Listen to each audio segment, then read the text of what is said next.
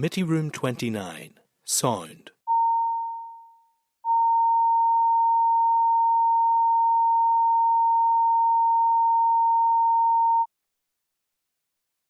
Committee Room 29, Sound.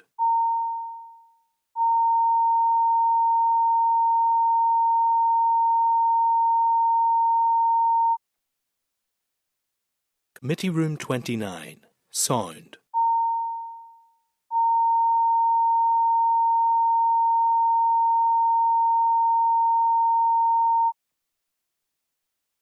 Committee Room 29, Sound.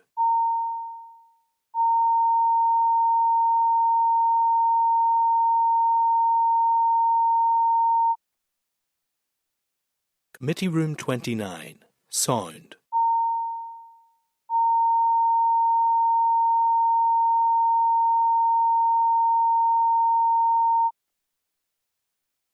Committee Room 29, Sound.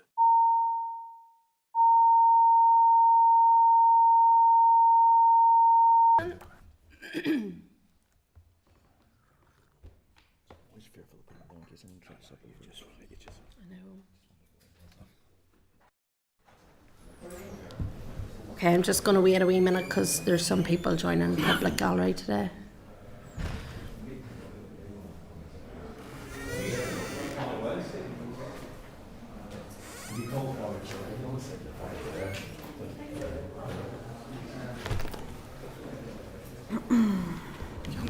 I can't see them. You did it, Damien. Okay, hello everyone and welcome to the Committee for Infrastructure today. I just want to inform those who are in attendance in the public gallery that mobile devices can be used through Wi-Fi connection. All devices should be muted and password details are available on the gallery rules for anybody wanting to connect to the Wi-Fi network. 3G, 4G and 5G should not be used and no recordings or photographs are to be taken. And I just want to give a wee shout out to Alec, who's in the public gallery today. He's joining us. He is on work experience with Stephen Dunn. So you're very welcome to the committee. I hope you learn lots and I hope you take a real keen interest. I might see you round one of these tables someday in the future. So welcome to the Infrastructure Committee today. Without any further ado, I'm going to proceed through the agenda. I have apologies from Keith Buchanan and the Deputy Chair John Stewart is hoping to join us later on in proceedings. So and Mark's here. So declarations of interest. I remind members that they are obliged to declare any relevant financial or other interests which might reasonably be thought by others to influence their approach to the matter under consideration. Any members who have interest to declare in relation to today's business should do so now or when the particular matter arises in the meeting. So does any members have any interest that they wish to declare at this stage? No? Okay, Chairperson's business, there is none today. Item 4 is draft minutes. At page 7 you'll see the draft minutes of proceedings for the meeting on the 19th of June 2024 and I'm seeking agreement that members are content with the minutes, that they are a true and accurate reflection of the meeting on the 19th of June 2024. If so, I'll sign the minutes now. Is content? Read.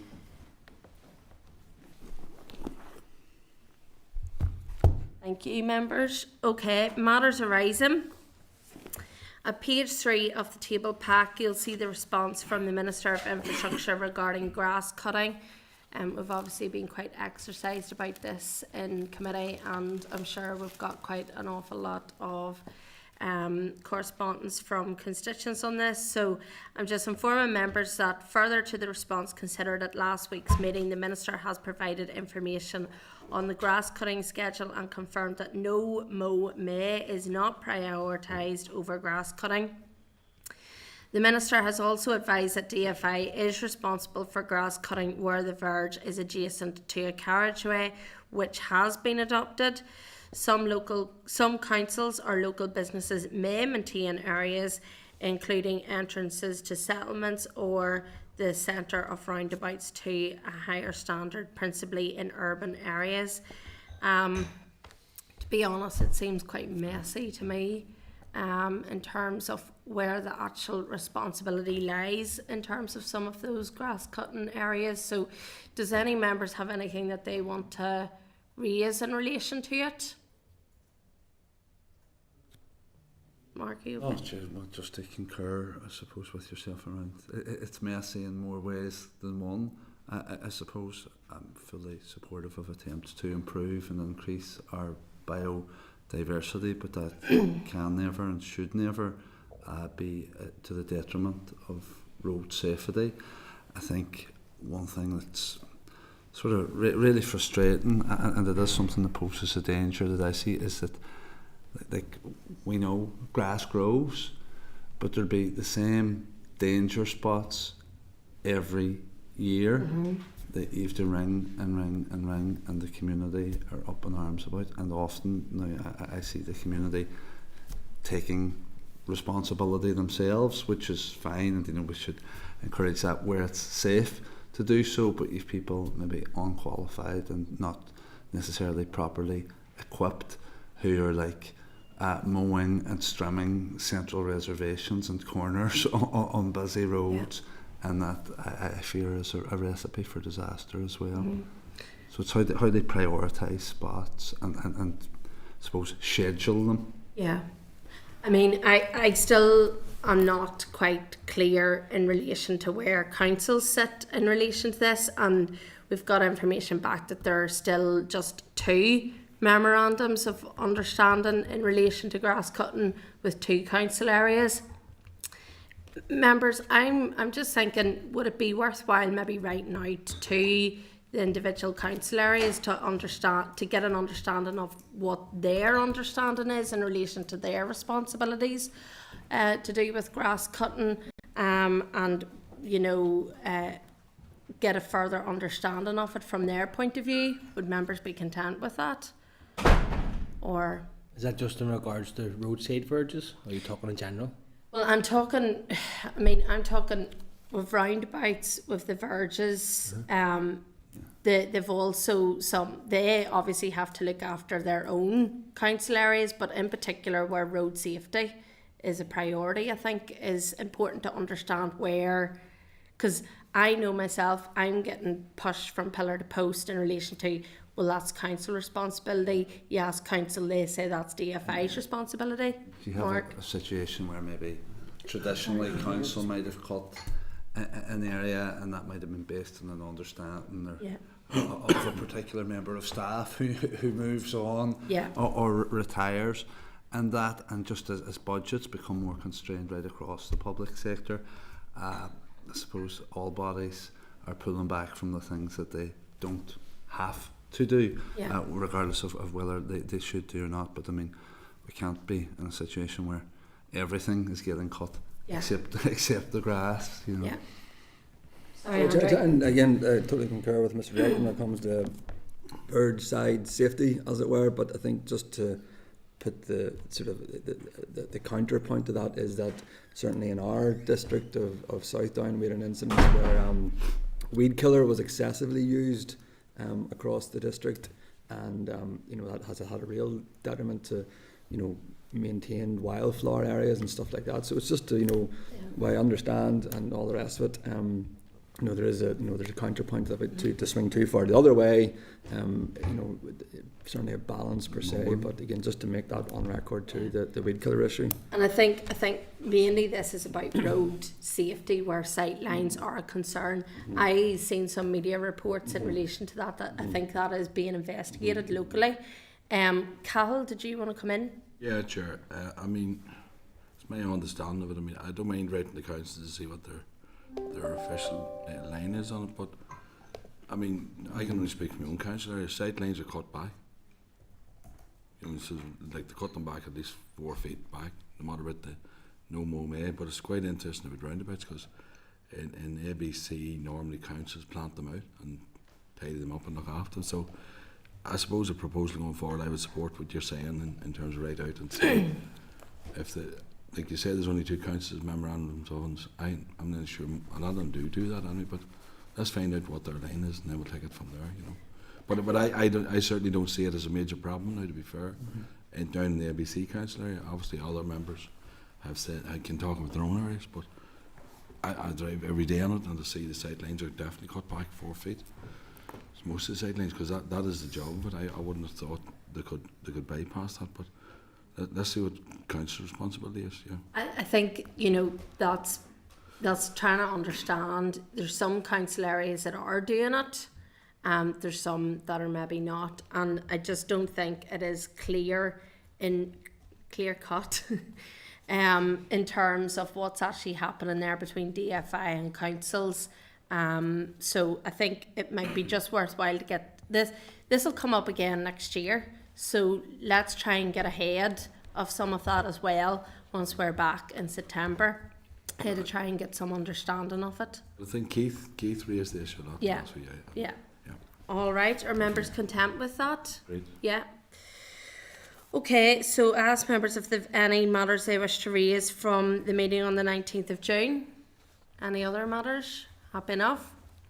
Okay, correspondence at page 16. You'll see the correspondence memo. Item 6.2 at page 17. You'll see correspondence from the Committee for the Economy to TransLink regarding the provision of public transport to support the nighttime economy.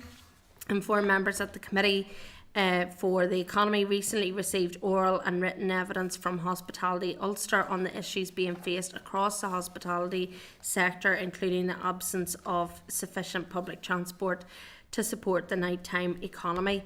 The Committee for the Economy has agreed to seek information on the nighttime movers services and requested an informal meeting with TransLink. So I'm just seeking agreement to request a copy of TransLink's written response and an overview of the key issues discussed during any informal meetings on this issue. Content? Read. Items 6.5, 6.6 and 6.7 at pages 27, 28 and 44. You'll see correspondence in response to the BBC Spotlight programme The Loch Ness Monster. I'm just reminding members that following the BBC Spotlight programme on the Loch Ness, the committee agreed to write to both the Ministers for Infrastructure and the Minister for Agriculture, Environment and Rural Affairs. Excuse me. In his response, beginning at page 28, the Minister for Infrastructure has advised that the complete removal of the Statement of Regulatory Principles and Intent will present increased financial risk to NI Water. The Minister has also provided data requested by the committee, which includes information on 724 storm overflows which spill excessive wastewater either directly or indirectly into Loch Ness. Of these, 60 have been deemed satisfactory by NIEA, 200 are unsatisfactory, and the remainder are still to be assessed. I'm concerned with those figures. That's a high proportion of overflows which are still to be assessed. There's 60 that are only deemed satisfactory. I know within the response it says that there is assessments quarterly, but it just doesn't seem to tie up in my mind with where things are at. Members, I don't know if you want to come in at this stage, but I'm seeking agreement to ask DFI to clarify when the remaining storm drains will be assessed, if there's a programme of improvements planned for those storm drains deemed unsatisfactory and the cost associated with those improvements, and if more treatment than normal is required to ensure the water from Loch Ness is safe to drink, and any additional costs associated with this, given that Loch Ness provides 40% of Northern Ireland's drinking water, and safe drinking water, as we know from the committee, is obviously the priority. But if we have high levels of pollution and the amount of overflows that are spilling in, polluting the water, naturally it is going to cost Northern Ireland Water more to try and make sure that that water is safe. So are you content with that side of things in terms of going back to DFI on that? Agreed. Agreed. Okay, and then in his response at page 44, the Minister for Agriculture, Environment and Rural Affairs states that he has asked his officials to expedite a root and branch review of the current SORPI arrangements in consultation with relevant partners. So I'm seeking agreement to ask the Minister for Agriculture, Environment and Rural Affairs to clarify who the relevant parties are that are to be consulted, and whether any change to the SORPI arrangements would require agreement at executive level. Are members content with that? Is there anything that they want to raise or add as part of that piece of correspondence? All content? Okay. So at page 27, you'll see correspondence from the Committee for Agriculture, Environment and Rural Affairs requesting to be updated and to be provided with copies of any response from the Minister for Agriculture, Environment and Rural Affairs on this issue. So I'm seeking agreement to forward the responses from both ministers to that committee. Are you content? Okay, items 6.8 and 6.9 at page 8 of the table pack, you'll see correspondence from the Committee for Infrastructure, or Committee for the Economy, regarding capital expenditure and ISNI investing activity monthly reports. And at page 12 of the table pack, you'll see a notification of the Minister for Infrastructure's intent to make an oral statement on the North-South Ministerial Council Transport sectoral meeting on the 2nd of July. So I'm seeking agreement that members are content to note the correspondence in the table pack and the other items of correspondence and the remaining suggested actions as contained in the correspondence memo in the meeting pack. Content?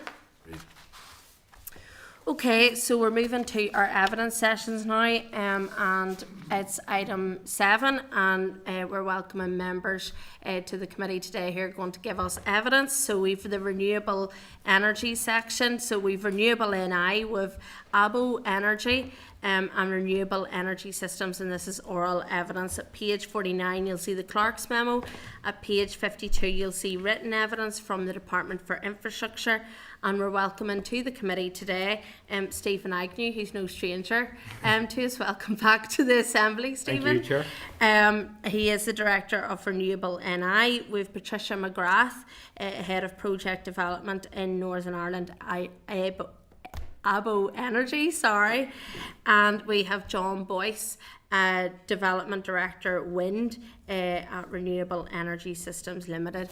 You're very welcome to the committee today.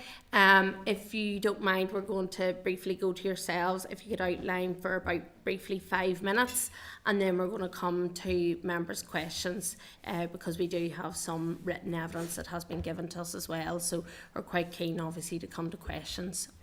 Thank you. Thank you, Chair. I'll keep it brief in the intro. As members are aware, we have a Climate Act target for 80% renewables by 2030. It's a target that RenewableNI campaigned for and supports and believes is achievable with the right policy interventions. We've had commissioned various reports, and studies suggest that achieving the target could bring in over £3 billion of gross value added to the Northern Ireland economy, reduce consumer bills by around £100 million per year, and reduce power sector emissions by around 3/4 from where they are today. We currently sit at 45% renewables, but that success, and Northern Ireland has been a leader in renewables, came through policies that were really of the last decade. We need to double that capacity to more than double that capacity to reach the 2030 target. And I think we face significant challenges to do that. One of the reports we commissioned, Accelerating Renewables, by KPMG, they surveyed developers, and 82% said that Northern Ireland wasn't an attractive place to invest currently, and many of those will have invested in the past in Northern Ireland. The two of the key issues were market support, which the FE has now announced is coming, not quick enough, but coming. But the other major drawback was planning, both planning policy and processes. So it's taken over 3 years on average to get a wind farm through planning, and we're starting to see increasing numbers of refusals as well. So we feel like things are heading in the wrong direction in that regard. And we've engaged with the department consistently and persistently, and the main thing we get back is it's almost our fault. It's the quality of applications. We'll bring in validation checklists, and that'll solve everything. These guys develop projects around these islands, and it's Northern Ireland where the planning problems are most acute. So I don't accept that just in Northern Ireland we're putting in bad planning applications. I don't think that's credible. I think we do need radical planning reforms, but if we get that, 80 by 30 is still achievable, and all the advantages that come with that. I'll hand over now to Patricia and then John, just to give a brief introduction of themselves and their company, and then take your questions. Thank you. Thank you, Chair, and members, for the opportunity to meet with you today. As I say, my name is Patricia McGrath. I am Head of Development for Abo Energy in Northern Ireland. Abo Energy is a renewable energy development company, are headquartered in Germany. We are active across 16 different countries across the world. We have been present in Northern Ireland from 2010, and we currently employ around 20 professionals based in our office in Lisburn. To date, we have achieved planning approval for over 515 megawatts of projects, so that's wind, storage and hydrogen projects, with almost 90 megawatts of projects then delivered for wind and battery storage. We have a further pipeline of 160 megawatts that are currently in the planning process.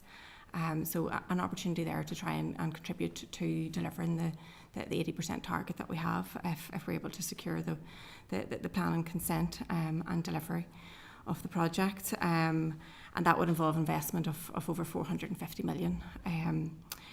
So I welcome the opportunity to meet with yourselves and discuss the challenges that we're currently facing. Thank you. Yeah, I'm John Boyce, so I work for a company called RES. We are the sort of world's largest independent developer. By independent, we mean we're not tied to a utility or a turbine manufacturer.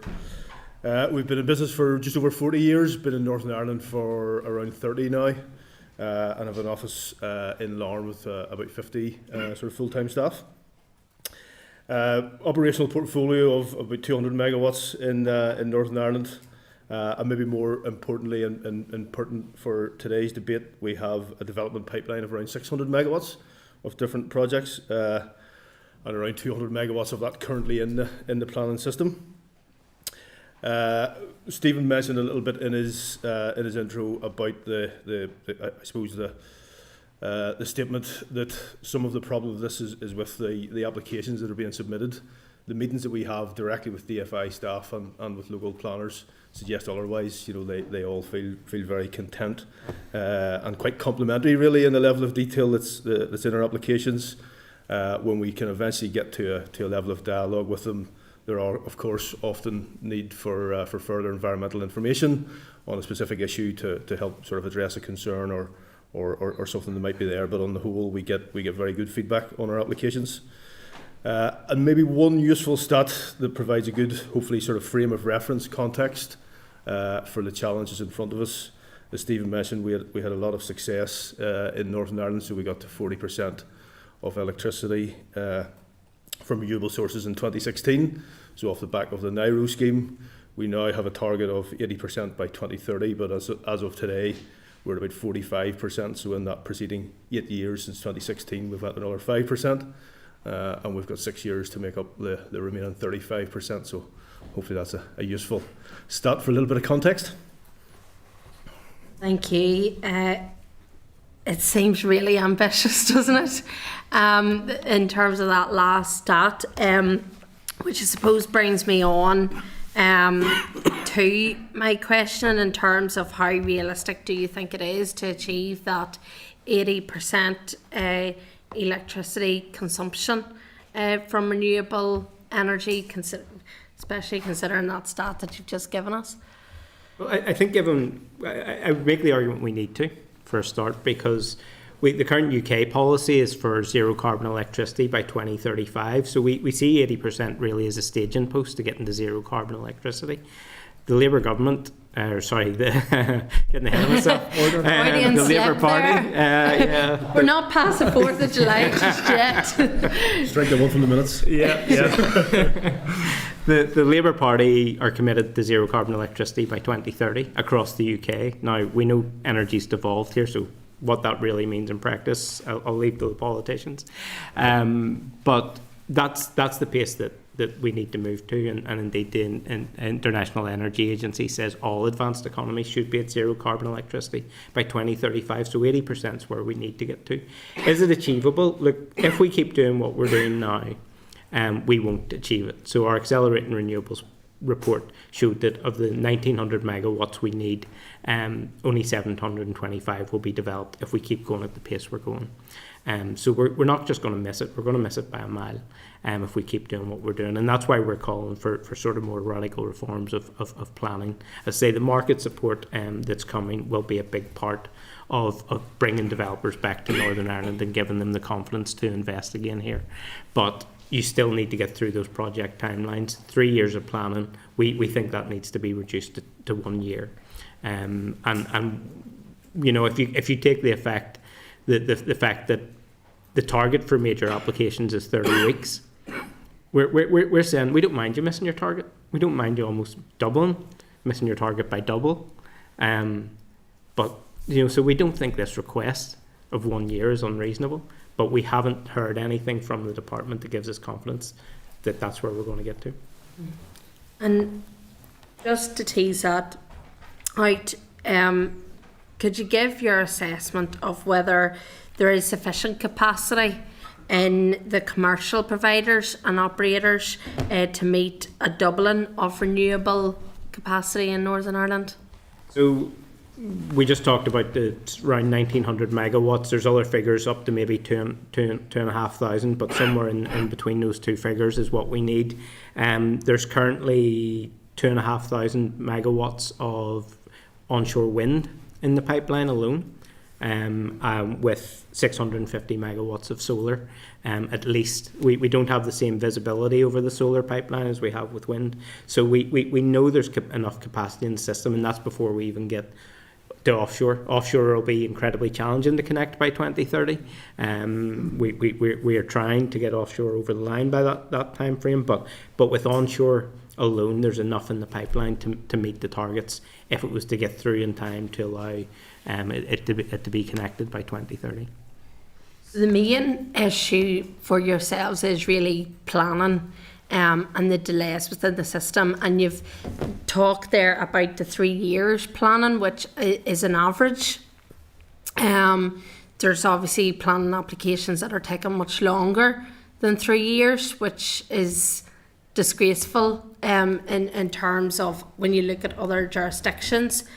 And obviously you want to see that reduced to a year, because obviously that will help, I'm assuming, with investors and one thing and another in terms of looking at Northern Ireland and our ability to meet those targets. So could you outline what the key differences are between the jurisdictions and how we're different, and whether there is a correlation between the available funding and population size, because it's looking at some of the written evidence that you've given just in relation to the different jurisdictions, and obviously against the average for the planning approvals. So it'd be interesting to try and tease out what you think is the main cause of the delay. Is it investment, expertise, or what is the problem here? I mean, I'll bring the guys in to speak to other jurisdictions because they'll know them better than me. But in terms of the processes, you know, we have this unending process. There's no timelines. We're starting to see in the Republic of Ireland whereby the Climate Act and planning, or climate action plans and planning, are being brought together with hard stops. You know, one of the things we've called for is a hard deadline on statutory consultees, because it can take 12 months to get a response back from a statutory consultee. Their target's 3 weeks. The accountability is all on the developer.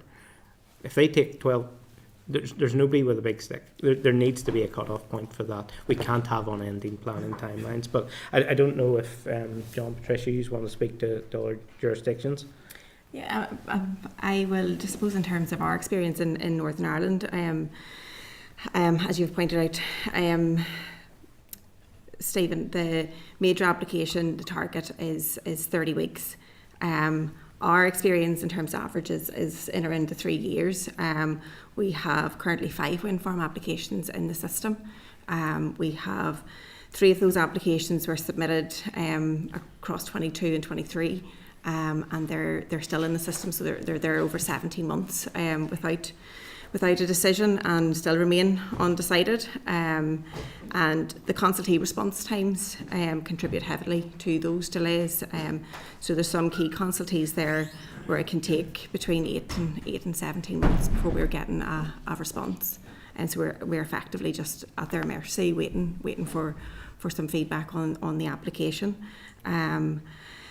We have 2 further applications that are sitting with the Planning Appeals Commission. So I suppose from our perspective, the delays are also compounded by the timelines with the PSC. We have those 2 applications have been sitting with the PSC for coming up on 2 years now, 24 months.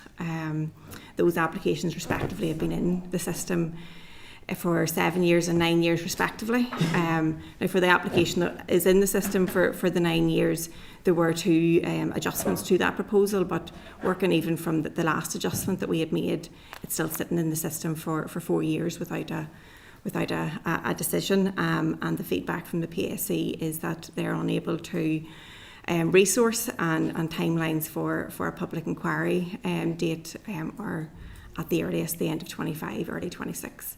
So we're effectively just sitting there waiting, and we're trying to maintain those applications in terms of the currency of the information. I will work across the south of Ireland as well, and in terms of comparison, in terms of timelines, decisions are come through in about 8 months for applications. There is a legislative target for the local planning authorities to provide feedback within 8 weeks, so whether that's a request for further information or a decision on the application. But generally, we're seeing a decision coming through within 8 months. So it's by comparison, the delays in Northern Ireland just create uncertainty in terms of retaining investment. And for ABO, for myself, I suppose, in terms of ABO's presence in across 16 countries, retaining that investment in Northern Ireland is challenging too, whenever the timelines here are much more extensive by comparison to other jurisdictions. And John, you've experience in Scotland as well. Do indeed, yeah. So we'd echo all the comments about the sort of delays that we're seeing in NI. We have 4 projects, almost 200 megawatts in the planning system. Actually, as I was preparing for today, just writing down the dates of that, the longest of those has been in since August 19, so almost 5 years now. And that currently sits in the appeals queue, has done since tail end of last year. And as Patricia says, the kind of feedback we're hearing there at the minute is no decisions coming out of PAC, with everything in behind the sort of gold mine applications until maybe 2026. So that's on the face of it looking at maybe 7 years for that project. At which stage I would almost guarantee that the turbine technology that we put into that application 7 years ago will be outdated, and then to even do a minor change like a not increase the size of the machine, but maybe a slightly bigger rotor, will get put back through the same planning system, which exacerbates that pressure on the resources that's in there, and then lengthens out that timeline again. So, as well as the kind of main applications, there's also how we handle amendments to those applications, I think is something that's worth due consideration. As Stephen mentioned, I look after a part of the business where we work across Scotland, England and Wales as well. Scotland's maybe a good example to look to at the minute. So they started out probably a year and a half ago with an onshore wind strategy, so similar to our 80 by 30 targets. They have 30 gigawatts by 2030, which is an extra sort of 11 gigawatts in the system in Scotland. They've then followed that through with a sort of planning policy which is supportive of that. So they have MPF4 in place, which in effect kind of puts a higher weighting on the environmental benefits of the renewable applications and higher weighting on the climate crisis. It doesn't override other issues and consultees there, whether it be visual or historic environment or nature scot, but it just puts a higher weighting on the environmental benefits of the scheme and the importance of that.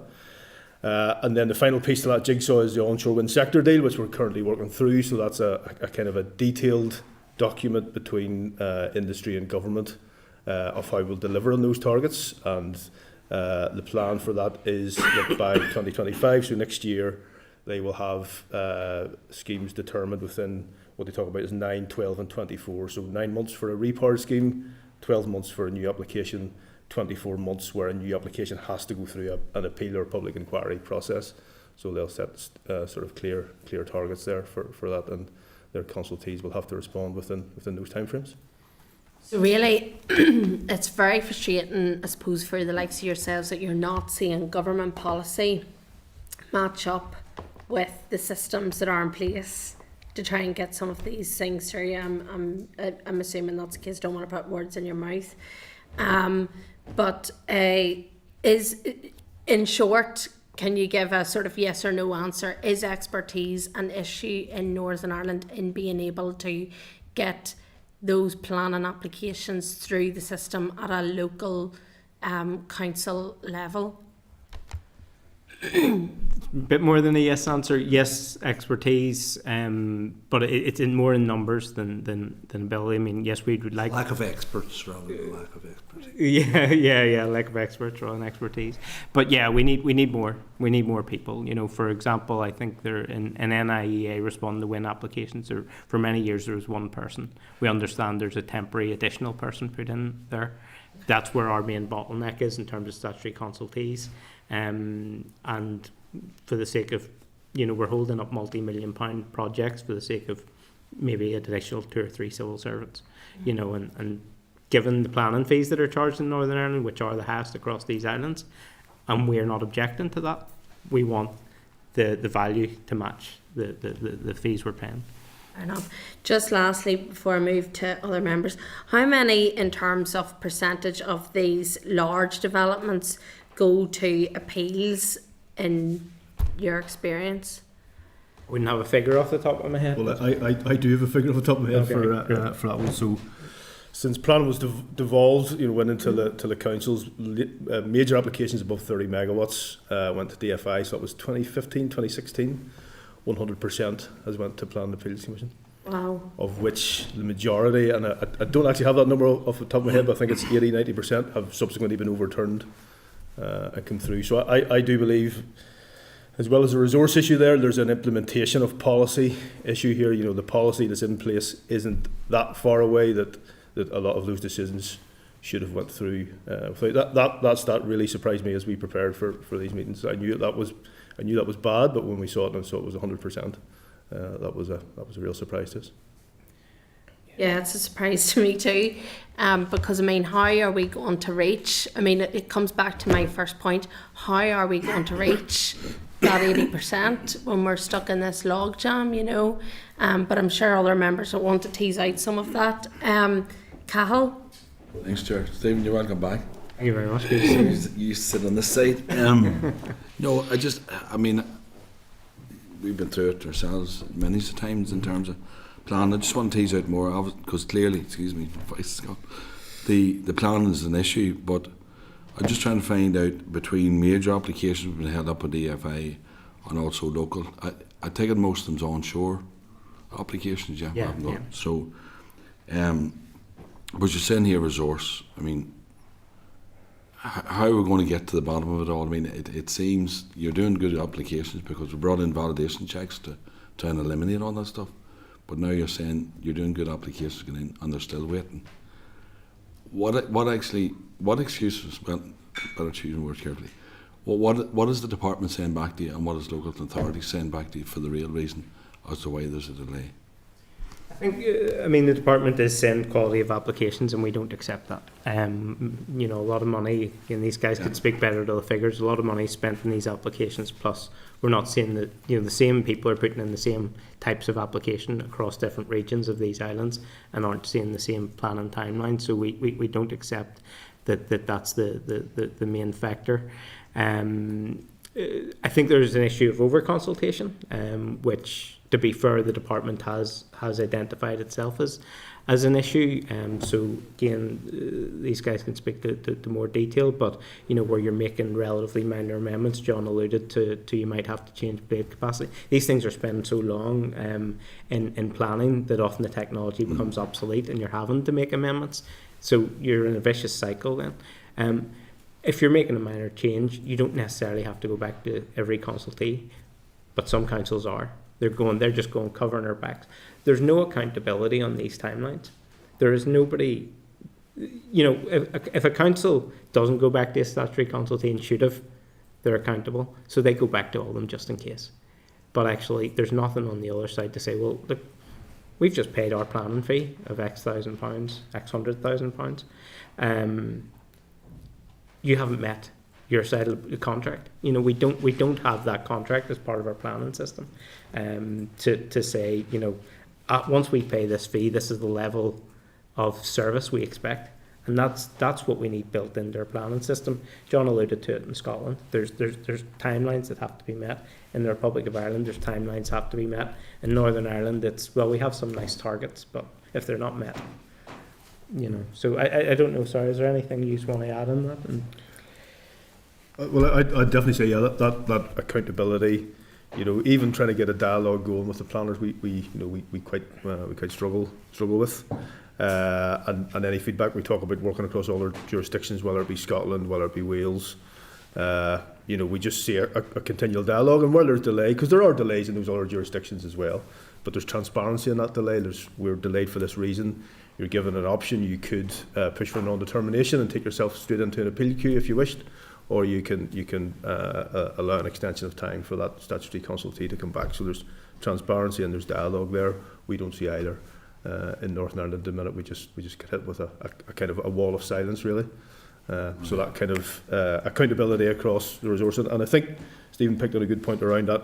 It's almost maybe confidence of planners to use the system that's there, so to not have to reconsultation on every single issue. You have to have the confidence to go, okay, this application has already been assessed. We don't need to go back to every consultee. It may affect this issue, so let's reconsult there. Because whether we're DFI or whether we're local councils, you're still into NIEA and the same, consultees there. So.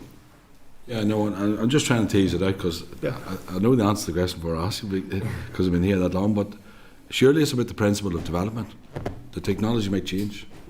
You mean whether you're going to argue it's a wee bit taller or not, that's a different matter, but we have to get down to the principle of development on the policies that's there. That's the key element. So that's the key in the arguments. I mean, that's why you're here. That's why we're trying to get better understanding and move it forward when we go back to the department or whatever. Obviously with limited control in terms of local authorities, their own autonomy. But I mean, are we saying NIMBYism is still is it an issue, Stephen, at local level? Or? I mean, in some ways you can tell me better. You'll know your local councillors and how they address it. But we did do some polling at the beginning of this year, and I just want to check my notes to make sure I don't give false figures. But we asked about the 80% target. Only 6% oppose 80% renewables target. We thought the key question is, do you support new wind development? Because that seems to be where the level of objection comes. Only 7% oppose new wind development. So we've started talking about the myth of opposition. There are people who object out there, and they shout loudly, but they're in the minority. We even had a question, and I didn't write down the figure. Would you support renewables being fast-tracked through the planning system? And I think it was over 60% support for renewables being fast-tracked through the planning system. So, there's the problem is with supporters. They sit at home and they go, I want that. The opposition comes out. But I would ask politicians when it's coming to council planning committees to know that your constituents are sitting at home quietly supporting renewables, while the people knocking at your door to oppose are the minority. Just two fine points here, and I don't want to think, even though we're recording NIMBYism, people are entitled to object to any plan application. The other point is, which I'm surprised at, is the level of PSE and the length of time taken, because that was the next step to move it on. I mean, like, what are they saying? What are they coming back? Is it a numbers game, resource again? Is it? We've had a huge turnover of staff in the PAC. I can't speak to the reasons to that, but that's meant that we've a lot of people in training essentially, and they're not hearing renewables cases. I think Apple got the letter to say 2025, 2026. Yeah, and it clarifies that it's a resourcing issue that's causing that delay, and they're following through in the application list that they have in order of date receipt. So there's no prioritisation given to renewables applications. Obviously we have a target there to meet. So in terms of legislation, there's nothing there that restricts the PSC in terms of prioritising renewables applications, but legislation also provides for DFI to appoint an alternative independent expert, and I mean, the feedback that we've received to date is that would be prohibitively expensive for DFI, but I suppose we haven't received anything that sets out what has been done to investigate that any further. That's versus the economic benefits of the project in the first place. Absolutely. Maybe just to add one little note on that as well, the planning fee, which in the middle all goes to DFI, doesn't go to any of the such consultees, is up to 329,000 for the application. Your fee for planning appeals is £126. I could ask more, but thank you very much. Thank you, Stephen. Thank you, Chair. Thanks, folks, for your presentation. And it is, I think, alarming, that 82% figure. You know, that think that NI isn't an attractive place to invest is alarming, certainly, and everybody, you should take note of it. I think lessons need to be learned from across the UK and the Republic, as you've rightly pointed out. Obviously, a big part of the success on the 40% or plus was whenever there was support schemes in place, and I know, Stephen, I think you just hinted on it there, that there might be market support, you know, coming forward. We'll just be keen a bit of an update on where you think that'll come, and when do you think it'll come? So our understanding from DFE, so they've published a high level design, and we're now in consultation with them around the details of the scheme, but the timeline that they've given us is end of 2025, begin of 2026 for the first auction. So just to explain very briefly, it's a competitive auction. You bid in, and if you're successful, if you're one of the lowest price bidders, you get a guarantee of that price for 15 years. So it kind of balances the risk between the consumer and generator. Everybody knows the price they're paying. Everybody knows the price they're receiving. So that's the nature of the scheme, and that's how it works in Great Britain and the Republic of Ireland by and large.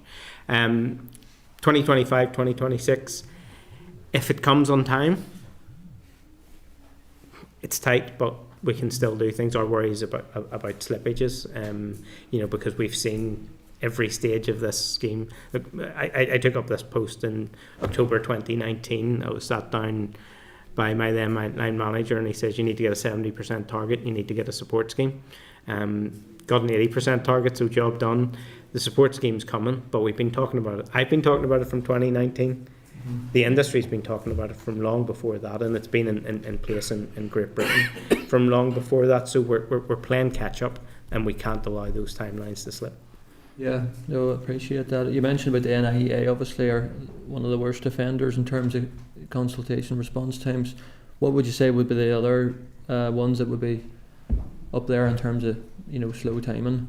They're the main ones I hear about. I don't know And across our applications, probably Historic Environment Division would probably be another one that would be. But I mean, in terms of time frames, probably not as to the same extent. Yeah. No, that's grand. Just final question in terms of the councils. Just keen to tease out a wee bit more about your engagement with 11 different councils, who all are represent different areas and variation. Do you feel there is much variation in terms of councils, their approach to the sector and their engagement, and also in relation to their local development plans?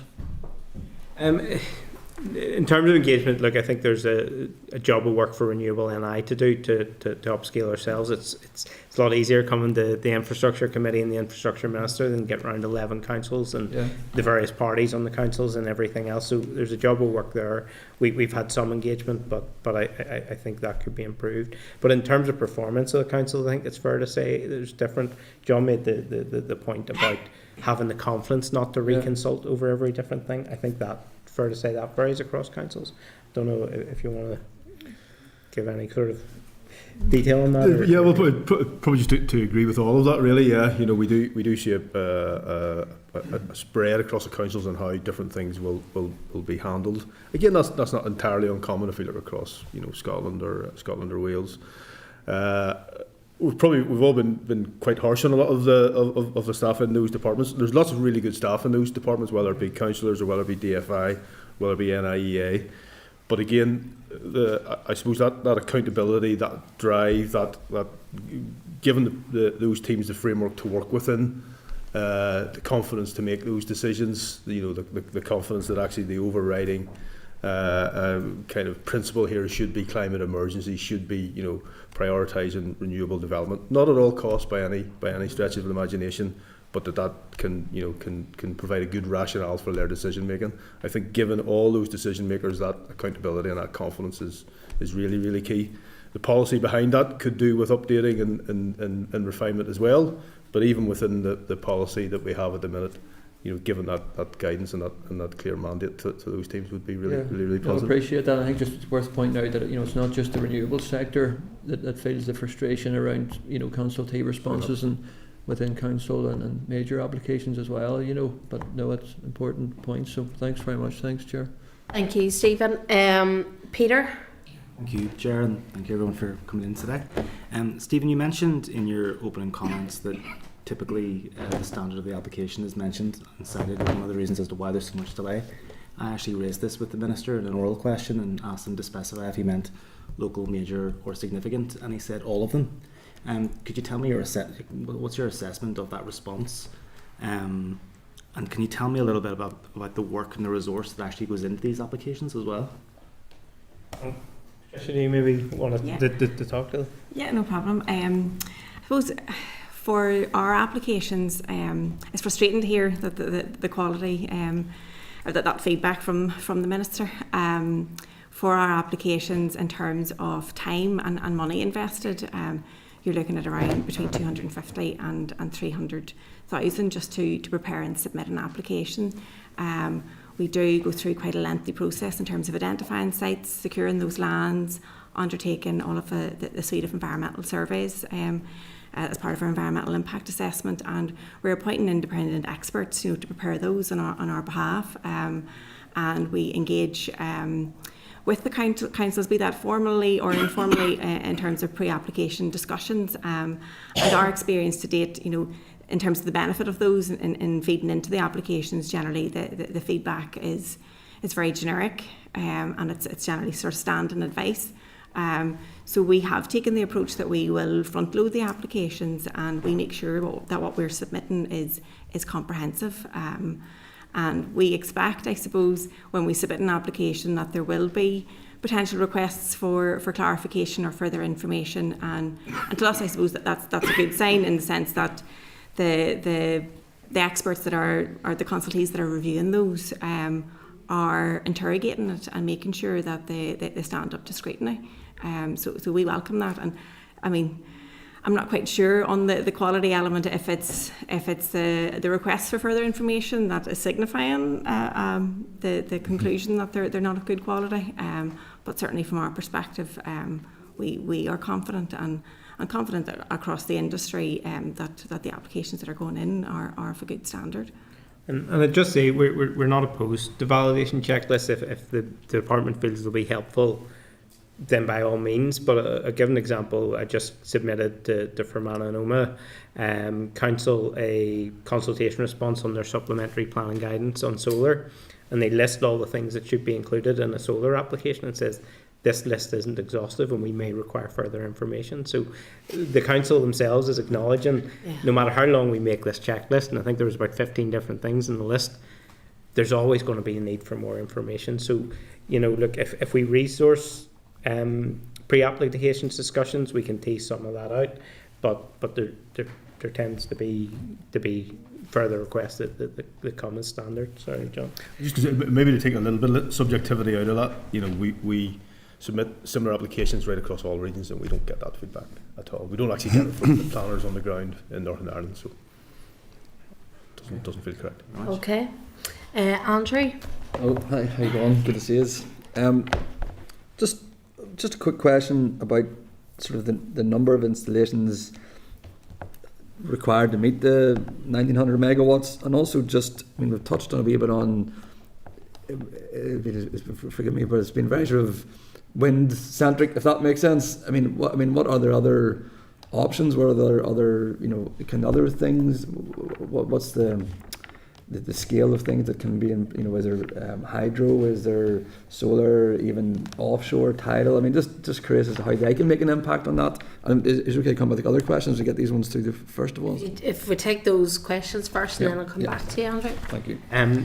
Look, wind currently makes up about 85% of our renewables capacity. So we talk a lot about wind because it's the best resource. And in fact, I remember chatting to one of John's colleagues, and I was kind of going, look, I've been in this job a wee while now, and I only ever hear the problems. You're an international company. Why do you keep coming to Northern Ireland? And to paraphrase, the wind's great. And, we've got one of the best wind resources in the world. So that's why we have such a focus on wind. Solar makes up, I know it's under 300 megawatts of the 1800 megawatts of renewables. So it's the next largest percentage. And then things like hydro fall into other when you see it in the chart. So it's really going to be onshore wind and solar, and then from 2030 onwards we'll start to see offshore coming online. But they're also the cheapest technologies as well. Wind, solar, onshore and offshore are now the cheapest forms of electricity generation. So these are the projects that are proven. Tidal, there's a small opportunity for tidal in Northern Ireland, but it comes at around four times the cost. So these are going to be the predominant technologies. We do need a diversity, so tidal gives you predictability. We absolutely need battery storage to store at the times. The wind blows quite strongly during the night, and there's not a lot of demand, so we need to be storing that wind. We also need it for system balancing reasons. So absolutely other technologies will come in behind wind and solar, but in terms of generation, they'll be the main technologies. Thank you. I was going to ask on about sort of the general infrastructure. How, I know it's been relayed to me that South Down is very bad for infrastructure for taking on the renewables. Is that how you guys see it? Or and sort of what also, what help do you need from other agencies in order to sort of upgrade that infrastructure? I would love to hear more about the offshore, but maybe that's for another time. But certainly the infrastructure would be a question to ask. Both Sony and NIE is going through its price control at the minute, and there's going to be a significant upscaling in terms of investment in the grid, and we provide pipeline data. So I mentioned the number of projects that are in the pipeline. We provide that pipeline data to Sony and NIE to help them plan the network ahead of time, and that's been a frustration for us in the past. It's almost, you come along with your wind farm, say we want to connect, and then you do the infrastructure. We're trying to get that done ahead of time, and we're making some progress in that regard. But if you don't have the infrastructure, you can't get the generation to where it needs to go.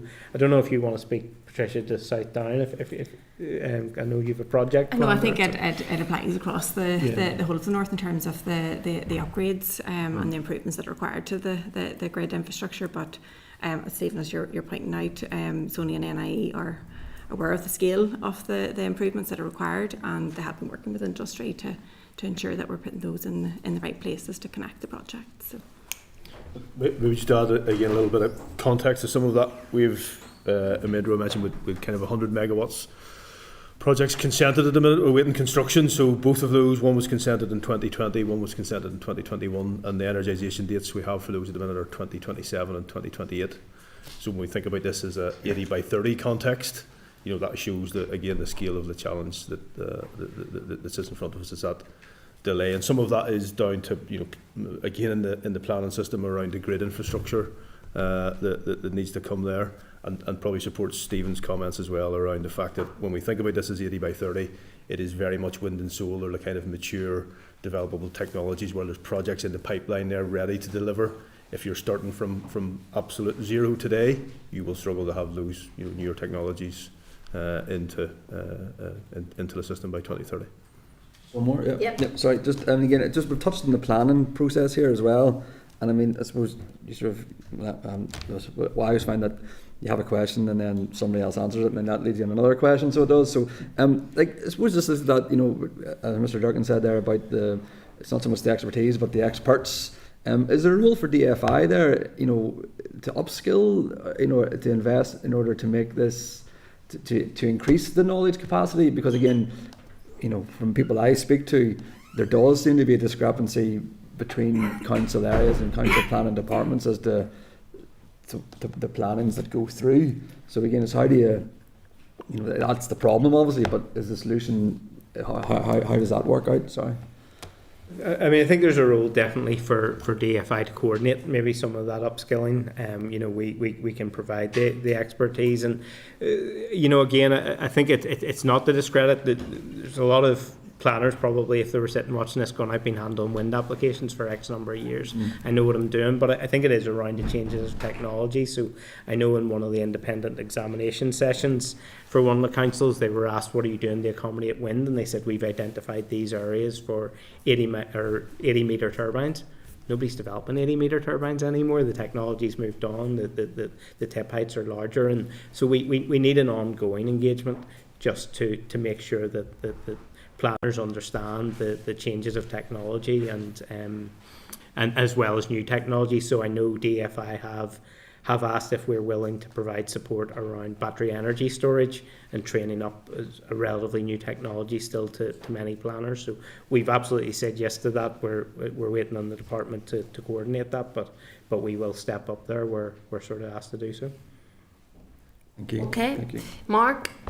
Thank you, Chair, and thanks to the team for coming on. It's been very good. You've also answered a lot of the questions that I was going to ask, which is always a sign of a good presentation, but it's clear that there's a lot that needs done to be sort of, I suppose, change policy and practice to get to those targets, not just to the benefit of this place, but also to this planet.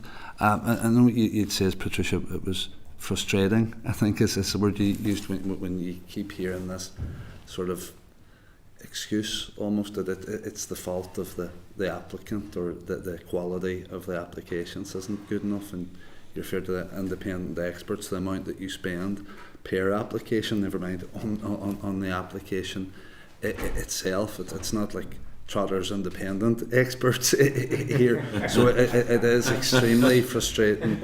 I'm sure it's actually insulting, I'd say, as much as it is frustrating. And in that respect, I was thinking maybe the validation checklist, although now you say, Stephen, they aren't exhaustive, might actually work to your benefit as well, because it'll remove that smoke screen. You can say, well, yeah, that was in, because and there you've ticked the box to say that it was. Do you see how it could work to your benefit in that respect? Yeah, I mean, look, I think that's the wall we're coming up against, being consistently for a long time now, that every time we talk about timelines, I say we're doing these validation checklists, so bring them on. I think it's fair to say. We absolutely hope it does. It ticks the boxes the department wants, but our expectation is our analysis is, if they help, it'll be marginal, and there are bigger issues that we need to reform in our planning system. We do now have a statutory duty as well as a moral one to meet these targets, and clearly there's going to need to be more investment in planning, and not just in planning. You'd refer to it even in terms of your own fees that goes into planning, but not to the consultees that are obviously struggling as well. And when we're talking about future efforts, I suppose, to incentivise renewable energy, there'd be a concern that I have that an already overstretched and struggling system might be stretched even further beyond breaking point if something is to come from Department for Economy next year that might create an avalanche of applications in renewable energy. Has any consideration been given to that? Yeah, no, I think that's a legitimate concern, and one that we hold. This is a time when there's low demand. I mean, I mentioned that the majority of the renewables connected last decade, there's only been 3 projects that have connected since 2020. 86 megawatts compared to 400 in a single year in 2017. So this is a time of low demand and the planning system's struggling. What happens when that ramp up comes? Now, to be fair, there have been projects put through the plan in anticipation of the market support, but as we move closer and closer to 2026, we're only going to see that ramp up because you can't enter the market, the auction when it comes, unless you have planning consent. That's the likelihood, and that's how it works in other jurisdictions. So people are trying to get their planning consents now for that when it comes. And I think it's worth pointing out, and I know the point to be made, that these delays and frustrations aren't exclusive to renewables, and neither they are. But I mean, we have to view you not just as a sector coming, but as a customer, really. And you're not coming in grumbling about decisions being refused. you're complaining about the fact that decisions aren't being made. And if we look at the cost of the applications, you really have to ask what value for money you're getting there. I don't know if there's ever an itemisation or a breakdown of the fee, and obviously it's not in planning or the department's interest or councils for these to roll on and roll on and roll on, because the longer they go on, the more that they cost in terms of resource for whichever agency is dealing with them. You touched there on public opinion, and I still have the scars of many's a site meeting from my time in DOE, and the objections to onshore wind farms. Perfectly understandable. I wouldn't necessarily have agreed with them at all, but it is easy for the majority of the public to support something when it doesn't land on their front door or in their back field. Something I'd found though, and there'd been a mention of NIMBYism, and I think this is exclusive to renewable energy, is a NIMBYism, sort of, why not in my backyard? As if, why are you building a turbine in his field and he's going to get the benefit of that? Why not in mine? And you see something like I've never seen it with anything other than wind farms. Would you have much, I suppose, interaction with residents in areas that have been earmarked as prime for wind development, where people are coming forwards in here? I have somewhere for you. These guys would have more experience in this than me. Yeah, I guess our sites come from various sources, but quite often it can be a landowner approaching us, asking us to look at their scheme. Quite often it comes from us looking at a particular scheme, and then with a landowner, and then trying to see how we can maximise that scheme. We would say in all those schemes, we do start very early doors to try and engage with communities and talk about the benefits that scheme can bring. RES, we did pioneer a lead scheme which we roll out on a lot of our projects, which is local electricity discount scheme. So that means everybody within a certain range of a project can get a discount on their electricity bills, and that was directly from feedback that we used to get at exhibitions of, why is our electric not cheaper because of these turbines? And we go, well, it's a bit more complicated than that. And then eventually we thought, right, we have to find a way to address that question in a more positive manner, and we developed that scheme there. So, and ABO and all the developers will be doing similar type schemes where we really just try to get into a community and maximise the benefit that it's going to be there for them hosting that scheme. Yeah, that was going to be my final question, Chair, and it was going to be on those benefits to local communities, and I think it became particularly pronounced over the last couple of years in the cost of living crisis, where I had people in communities saying to me, well, how does a war in Ukraine affect or make my electricity price double when I'm looking out the window at these turbines?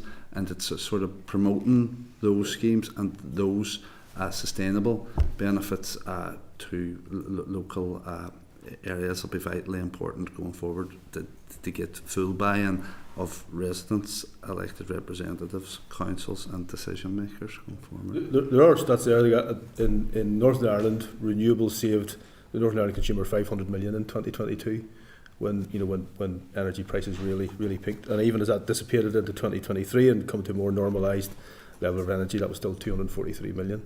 If renewables hadn't been there and we just had to rely solely on coal and gas exports, that's how much the Northern Ireland consumers saved. I wonder could you forward us on that and get that out there. Get that out there. That's That was it. Yeah, I'd like to get that figure himself actually just on. Yeah, if you could provide that to the committee, because it would be good to see that, because obviously people on the ground don't necessarily feel that, but it'd be good to try and get those figures. Yeah, It's hard to say to somebody when your electricity bill's gone up, it would have gone up more if it wasn't for us, but that's the reality. Yeah, 100%. Look, Keith Buchanan isn't here today, but he has asked me to ask a question to yourselves, and if you could very quickly and very briefly, because we are running over time, but it's in relation to restrictions to turbine erections around the international airport. And is there a hold up for people trying to erect them in that area? Is there a specific issue there that you're aware of? No? Not that I'm aware of around the international airport. Not currently with any of the schemes that we have, but I do understand that the airports have restricted areas around their respective locations, and they do seek to put radar mitigation schemes in place, but certainly no direct experience for us currently with Maybe one for Keith to follow up with yourselves if he knows of something that's in particular there. Definitely a constraint that we consider when we're siting the wind farm, whether it be the airport or solar. There are definitely. Okay. Cahill, very briefly. Just briefly, Chair, because I mean, and Stephen would know this, a good number of years ago, there was a mapping exercise done right across the north and where the most efficient and effective corridors were. And I mean, it's just to stop all this thing about moving the process forward quicker. Are we using that principle, or is it a case that landowners are coming and saying, is it a bit of both, or is that what you're targeting? I think, as I alluded to, we're trying to work with NIE and Sony so that we're almost planning the grid together in terms of the planning system itself. Where there have been attempts in other jurisdictions to try and say, look, can you just develop in these areas? They haven't been the attractive areas, because a planner will go for the least. It's funny, you're talking about a mapping exercise. When I sat on the other side and sat in committee, and my predecessor came to the committee, she showed 2 maps, and she says, here's a map of all the best wind areas in Northern Ireland, and here's a map of all the visual sensitive areas, areas of outstanding national beauty. And it was practically the same map. You build wind turbines on hills, and so a planner's approach would be avoid the difficult areas, but and that's what's happening, and that's why there's so many objections, and the conversation rolls on and on. People are afraid to make decisions. That's what. But I wouldn't doubt your application that you put in, because nowadays we know all those conservation areas. Those are well identified right across the board. I mean, it takes a bit of homework and submitting the application. You can tell me, but I don't think you choose sites to try to annoy people. No, very much. We in short, we are looking at that as companies, as developers, of where the best place to site the schemes are, and the most sensitive as well, trying to cut that balance between the effect that we'll have on the environment. What we do need is this as a joined up process where NIE and Sony are bringing the grid into those, because they are quite discrete areas. We know where the key sites for development will be, so we want the grid there waiting our schemes, not as I mentioned, the kind of schemes that we're getting consented 2021 and are sitting for another 7 years or so waiting for good connections. Mark, I see you're indicating, but very, very briefly. Is most of the lower hanging fruit gone? That's why there's so many objections. I'd be kind of thinking, well, the more that's come forward, the closer you'll get the bigger populations of people, and probably we could see even more objections than we have seen today. Can be a little bit. We also have the opportunity now of repower schemes. So some of the initial schemes that were built in the kind of mid to late 90s are now coming towards the end of their life. So we're beginning now to look. We have a sort of 3 or 4 projects in probably 3 in Northern Ireland, maybe another one in Southern Ireland, where we're looking at that kind of end of life strategy. So extending those existing schemes out to maybe kind of early 2030s, and then starting the planning process now for a scheme that can be there to replace it. Mark, technology is ever evolving, but how much could you maybe just theoretically increase output on one site by updating technology? It is very, very site specific, but if I think of one of the projects that we're looking at the minute, I think we are considering taking down sort of 28 turbines and replacing with about 6, but doubling the capacity of that site. Thank you. Look, I suppose just my last question is, and very, very briefly if you can, because we are over time, is just in terms of investors choosing certain council areas because the timings are they're easier to work with. Is that a scenario that you see? Or is it just an issue across Northern Ireland where we're having issues everywhere? I think there is variation, but developers will choose the best sites. One thing I will say though is that they typically, I've seen applications go in for 29.5 megawatts, so that it doesn't go to DFI. Yeah. So people are choosing councils over DFI rather than choosing one council over another. Look, thank you very much for coming to the committee today. We really appreciate the evidence session. There's a lot of work to do. So thank you. We appreciate your time today. Thanks very much. Thank you. Thanks very much. Okay, folks.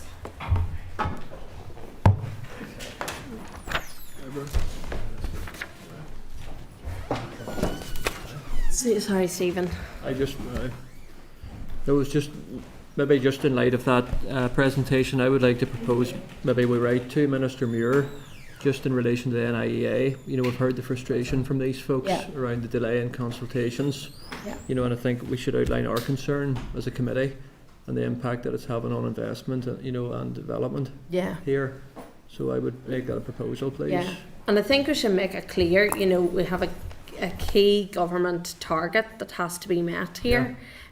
You know, obviously as well, you know, the prioritisation in terms of plan appeals commission, you know, there is no prioritisation in relation to renewable energy.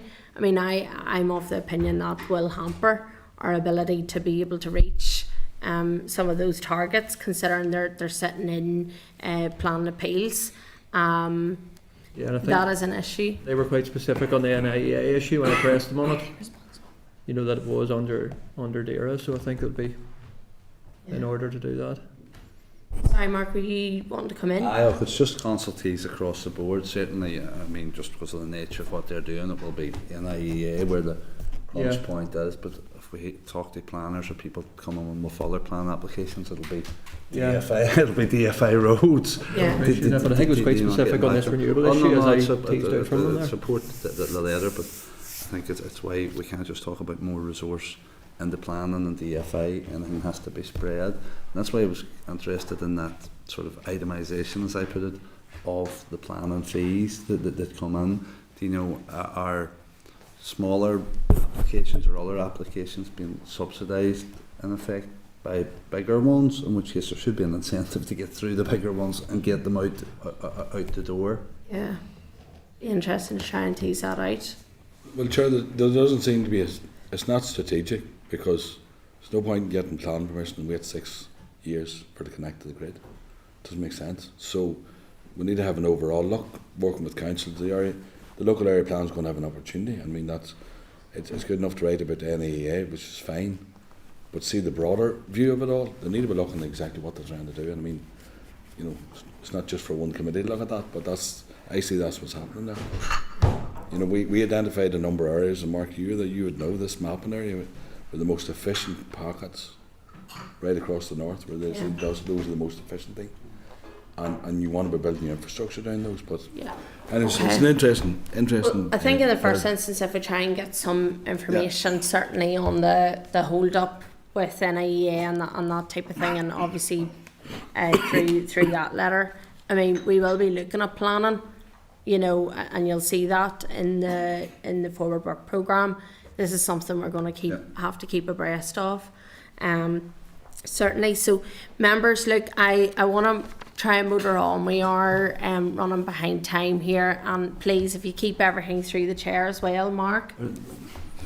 That's one maybe for another day, but just to put it on the radar today, if there is going to be a new incentive scheme coming from DFE, and I don't know where the money from that will be coming, will that be from London, and will we be able to fill our boots with it? But an aspect of that resource then should be diverted into planning to deal with an inevitable upsurge in applications related to it. Yeah. Well, do you want to Maybe ask DFE what's the story with it? Yeah, fair enough. And I'm also thinking, should we also just write to the committee as well to keep us abreast of anything that's coming out of the committee from those discussions? Would that be? Yeah. Okay, happy enough? Yeah, I'm going to have to go out for a wee while. Okay, that's okay.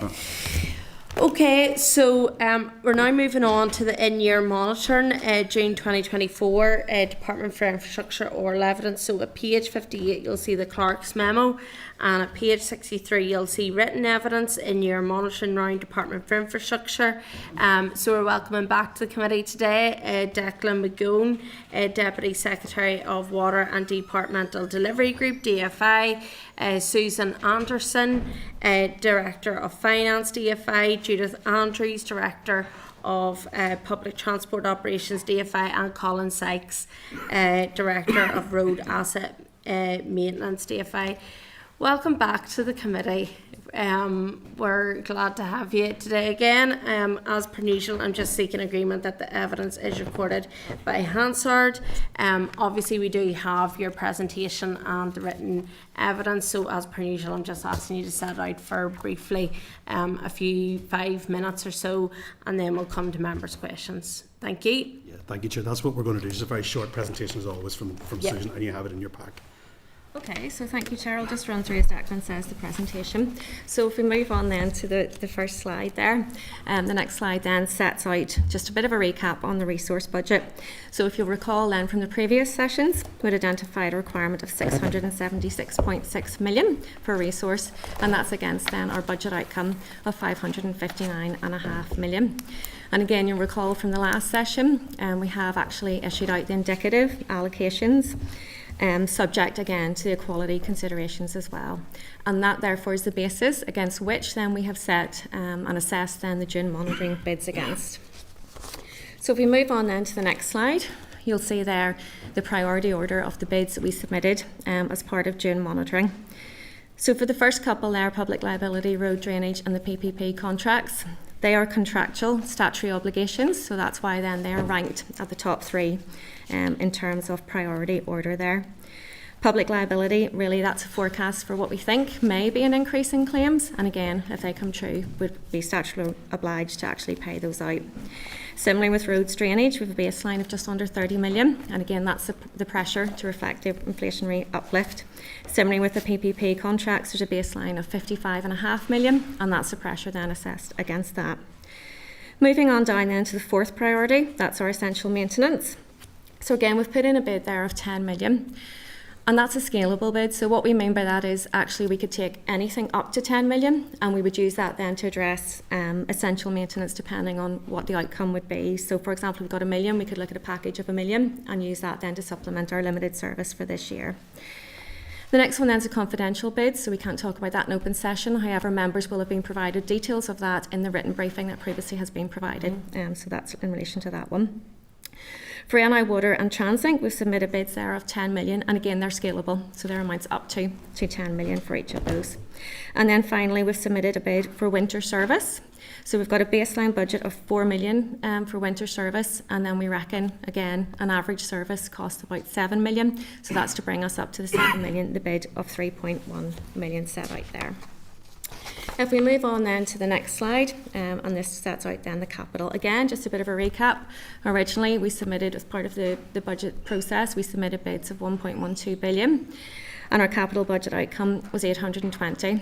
Just under 200 of that, 188.9 is earmarked, and 163 is the general allocation. So you'll know already the general allocation is where a minister has discretion to allocate out, and 50% of that's going to NI Water, 24 to Translink, 26 to the department within that general allocation as well. We've overplanned by about 4%, which is the 26.2 million. And again, you'll be aware we've issued out the indicative capital allocations, which remain subject to quality considerations in the process we're going through at the moment.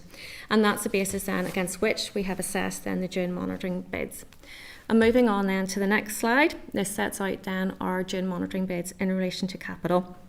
So again, overplanning is the top priority bid because we've already allocated that out as part of the indicative allocations. So either that needs to be funded or we have to try and pull back some of the allocations that we've already issued out there as well. The second priority then is in relation to bridge strengthening, so that's clearly a health and safety issue, so we've put that in there as our second priority. The next couple of bids then are, again, as I mentioned before, scalable. So for structural maintenance, again, we could bid for up to 50, and again, depending on any outcome, we would adapt our plans accordingly. Same for TransLink, 40 million, NI Water, 27 million. And then after that, we have a couple of invest to save type bids as well. For example, upgrade the traffic signalling, moving from halogen to LED signals there as well, of 3 million. And street lighting, LED retrofitting, and then the columns as well. And they remain scalable bids too. So a total of 170.4 million submitted as part of June monitoring. So finally then, in relation to next steps, so we launched the Equality Impact Assessment consultation on the 11th of June. As I described last time, that will run then for 4 weeks, and then that will enable us to put some final decisions for Minister to consider, and any early mitigations as well, depending on what responses we get back to that. Any responses after that 4-week period, which will end on the 9th of July, we will still take those in and we will still consider and assess those, and they will be used then again to look at any further mitigation measures that we need to, and any additional funding received in year. And that brings us just to the end of the short presentation. I'm happy then to take questions. Thank you, appreciate it. So I suppose your next steps is where I'm going to start. If you've seen the Infrastructure Committee in the last wee while, it'll come as no surprise to yourselves that I was quite disappointed that the Equality Impact Assessment, that the committee didn't have sight of that before it was published. This committee, as you will know, has a remit to scrutinise and look at key documents that are coming out of the Department of Infrastructure. These assessments, the measures that are being put out affect our constituents, they affect us, we are members of the public, and it is important that we have sight of particular documents like that. I have asked before in the likes of committee sessions where cost savings are going to be made. We had tables before of where in other budget sessions where likely cost savings could be made. Can you point to why the committee didn't have sight of the impact assessment beforehand? Yes, Chair, I'll answer that. I'll start with an apology that you didn't get to see it before it was launched. The process was, as members will remember, when I was here on the 29th of May, there was still a degree of uncertainty, not least about whether or not we could launch the consultation. So there was a lot of deliberation that had to go on over the weeks that followed to make sure that we were able to develop the document. We got acknowledgement on the 10th of June that we could go out to public consultation, and in order to try and maximise the feedback that we would get through consultation, we thought it was important to get it out as quickly as possible, which is why it went out the next day. But we fully accept and do apologise that the committee would not have got to see it in that time frame. So there is obviously, in terms of assembly procedures, which obviously, for the public, but for ourselves as a committee, you would have been told the 10th of June, fair enough, but the committee was still not given any indication of that before it was published. And I just would not want that to be a scenario that pops up again, because this committee was seeing it published at the exact time as any other group that we as local MLAs would be in contact with, such as community transport, such as TransLink, etc. So I just wouldn't want that to be a scenario that pops up again. Absolutely, and to reinforce the apology, if you look over the last few years, you'll see it's not a habit of the department to do that. It's not something we would normally do. We would normally come early and as often as needs be. So this has been a one-off for us, but we do apologise, and we apologise for the knock-on effect that it's caused, particularly for you and your constituency. So yes. Okay. Looking at obviously the bids, and I've heard there today in terms of evidence session and looking at the written evidence, the department has noted that a number of the bids are scalable. So does indicating that bids are scalable suggest that they are not essential, and therefore in the current fiscal climate are less likely to be met, given the needs under those bids that you're saying are scalable, like road maintenance, for example? 10 million, there's a massive difference between the projects that you can do with 10 million and 1 million. Yeah, I think, well, I know what you have in front of you is what we see as our priority bids. They are all important, every one of them. We're working on the basis of previous forms, so to speak, insofar as, you know, you don't always get what you ask for, and we certainly haven't as a department, as you'll see from our track record. So what we've tried to do is say we would like to get this as is set out in your pack, but if we don't, well, then we will scale it accordingly. But if you know, we would prefer to get it all if we could, but it's in all likelihood that will not happen because of competing priorities with other departments, and so we had to adopt a prudent approach whereby we were ready, if needs be, to scale it down if needs be. So that's the process. It's not that they're less important or anything like that. They are our priority areas. And I get that, because there are competing priorities with other departments. I fully get that. But are we, you know, are we not sort of setting out our stall that actually, you know, let's be honest, we have to look after our own interests in terms of our own department, and there are a lot of pressures and priorities within our own department. Look at NI Water, the overspills that we've been talking about just this morning, and the money that's attached with pollution incidents. We have per road infrastructure in terms of, I mean, we're paying more money out for liability claims than what we're actually doing in terms of, you know, trying to fix the roads. So, you know, should we not be more definite in saying, we have pressures here, this is what we need? I think if you see through any communications through Minister, be it on the floor of the Assembly or in bilaterals with the DFI Minister and the others, that he's been very clear that we have, as a department, been underfunded for a considerable period of time, and there are consequences for that. And he has urged continuously, and indeed he's done it in correspondence, to say we need more money. This is just taking a more prudent approach and understanding the game we're in, basically, insofar as there isn't enough to go around at the moment. And so how do we maximise the impact for our department? So the Minister has been very much on the front foot, and certainly I've been with him when he's been making the case, and you will see on the floor of the Assembly how he's done that in response to oral questions and such like. So then, in terms of the 10 million that has been submitted for essential road maintenance, it seems that we're, you know, conceding that that's unlikely to be met. So then, in terms of detail, what's the categorisation then of the bid as per Department of Finance guidance in relation to legal contractual commitments, executive commitments, and high priority or desirable? We wouldn't be conceding that we're not going to get it. We're hopeful, and we're going to hope that we get this. But what we've done is we've followed the inescapables to comprise this list. So what we've determined are these are inescapables, which things we must fund, and therefore they've been bid for accordingly. And we would hope with a clear wind that we do get them. So we're going in optimistic and hopeful. If it doesn't happen, that's what we do. We will scale back. But they are our priorities by way of inescapables. Mm-hmm. And then have you any specific detail on the area of spend identified for each of the bids in NI Water and TransLink, and how these are scalable?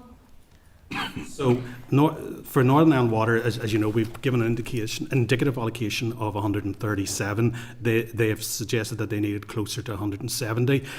What we've tried to do is pull that figure up and make a bid of 10 million to take it up to closer to 150 million. We're continuing to work with them. Minister had written to them to ask that they look at how they could cut their cloth to fit within the 137. We're still await that response. Once we have that, we'll have a clear line of sight of what's doable and what's not. So they're currently working through that. We've said, as we've done on capital as well, we're happy to work with Northern Ireland Water on that. So it's basically just trying to get more for them rather than anything specific. It's not 10 million for X, Y or Z. It's actually just to try and top up's not the right word, but to increase the budget. And I suspect the same is true for TransLink. Yeah, and give you an update on TransLink. TransLink have been allocated nearly 146 million this year for the resource side of things. However, in terms of them drawing up their corporate plan for the year, their ask around delivering services is 172. So there's a shortfall there of about 26 million. So in terms of the additional money, there are just increasing costs across the board for them. I know inflation has kicked in, but some of the parts they buy for trains and buses, etc., are actually hitting higher inflation rates than the kind of consumer price index. So they have pressures around staff costs, around energy costs, fuel costs, and also just materials in terms of running the business. And is there an impact, you know, what's the impact then for TransLink of not being able to maintain a minimum cash reserve if the bid is not met? Well, the impact is that their cash position is actually under threat. In terms of the projections for the year, there is a substantial shortfall. Their treasury management policy is that they keep a cash limit of 30 million, and that's a set up out by Treasury advisors. That's an independent assessment of what constitutes going concern for them. So based on the current funding, there will be a shortfall of at least more than 10 million. Again, it's sort of early days to kind of work that out. So that's the reason for the bid too, up to the 10 million. And it's up to 10 million as well in that, I suppose, as Declan said out, you don't always get what you ask for. And I suppose the thing is, any money that's available will help with that. We will continue to work with TransLink through the year in terms of monitoring that position, but it will be a very challenging financial environment for them this year. Okay, and then lastly from myself at this stage, bridges. I have asked some questions around bridges recently and bridge strengthening and how that's assessed and all of that. So I was just interested about the 1.8 million that's there. Is there specific projects that is for? Well, yes, there's a number of projects. There's general bridge strengthening, which covers the overall programme where we've identified issues with particular bridges that need to be fixed. But this bid would enable a couple of particular things to go forward. One of those would be the intervention measures on the Westlink bridges, which are there to very much prevent anybody getting access up and over the parapets of the bridges across the Westlink, where there's an ongoing issue with potential suicides and things like that on the Westlink itself. And the other specific bridge is in Cookstown, where there's a bridge there that does need to be strengthened, and around about 600,000 of that would go towards progressing that as a scheme as well. Okay. Cahill, I'm going to come to you. Do you want to ask your question quickly before you go? Just a quick wee supplementary, and it was based on yours or the answer around the TransLink reserve in particular. If we're, suppose, now this year, and we might not get this 10 million in one go, so we could be back with the bowl at the next monitoring round as well, but to top up their cash reserves to the legal level, and the budget settlement that they've received, TransLink have received this year, is below what their expectation or hope had been. Will we be just here next year? So there's a hole in the bowl, effectively. Well, there is, but we will work with TransLink through the year. I mean, there are different levers that they can pull or push in terms of them trying to control costs too.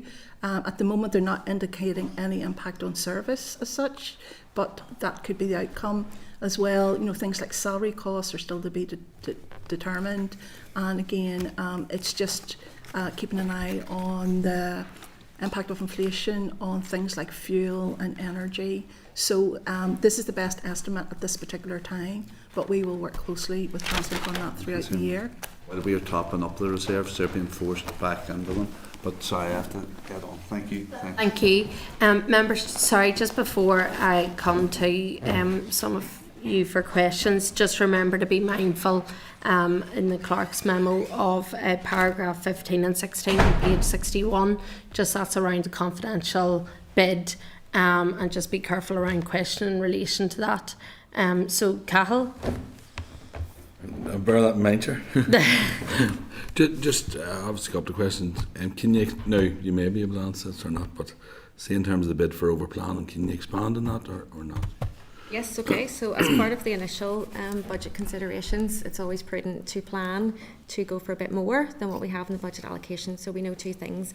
Schemes could slip, so maybe schemes don't progress as quickly as we anticipate at the start of the year. or we could get additional funding. So therefore, on that basis, we've always historically overplanned on our capital budget, only in capital, not in resource. So we've actually allocated out more budget than what we've got on the basis that that may happen. If that doesn't happen, we've bid for it. So we're actually trying to bid for that shortfall that we've already actually allocated out. So it wouldn't allow us to do more things on top of the indicative allocations, but it would allow us to deliver everything that we have in plan at the moment. And you may know this or not, but see, in terms of reduced requirements, are you aware of what's across all the departments, or is it just their own? You wouldn't have? No, we wouldn't have that conversation. information. Okay, thank you. Thank you very much. Thanks, Jerry. Okay. Members, does anybody else have any questions right now? No? Okay, I'm going to ask another one then. In terms of then the public liability for expected increase in claims relates solely to claims arising from the condition of the road network. And I've said this before, if in terms of why are we not just setting out our stall and going, right, that money needs to go there, rather than spending so much more on the public liability claims? And if the 1.5 million bid for public liability will still be required in the event that the bid for essential maintenance is met in full, so what happens there? I think a general comment, then I'll ask Colin to answer, but I mean, the road network is so vast, it's 26,000 kilometres, I think it is, and therefore to have it all as you would want it to be is going to be quite cost prohibitive at the moment. So there's always going to be that risk of a part of the road causing damage, and therefore an accident will happen. So that's why it's a cost. It's actually the opportunity cost of paying the claims is money that could have been directed towards the road network, but that's just the world we're in, and we can't be completely certain that the roads are all perfect right across Northern Ireland because we don't have the funding for it. So that's why we always make that provision. But is there anything? Yeah, maybe just to pick up, in and around the overall amount of money that is spent on claims. It's made up of a number of elements. There's the vehicle damage claims, which are the low value, somebody may be damaging a wheel or part of their vehicle while hitting a pothole, and without doubt those are increasing. We're seeing that doubling compared on previous years, but a much larger element of why the costs around claims are going up is the revaluation of public injury. Now there's been a new set of guidelines brought out that's used for assessing the compensation that gets paid in association with injury.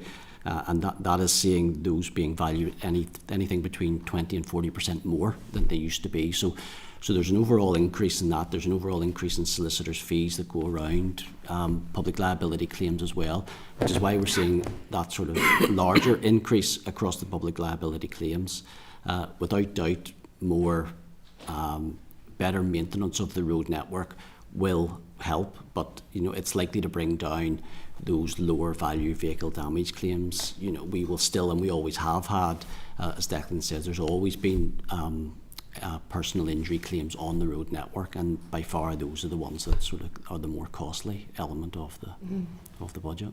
Yeah, it's just whenever you're talking about 20 to 40% more, and it's one of those things of how can you save money by improving our footpaths and the road maintenance and things like that. Yes, I accept you're always going to have, your claims that go in, and you're because it's 20 to 40% more, there's nothing you can do around that element of it. But if prevention is the best form of cure, so that's for me. I would like to see some money, more money being right. We need to fix the problem here, rather than having to continually pay out for the public liability claims because of poor condition of footpaths and roads and one thing and another. It just seems a bit counterproductive.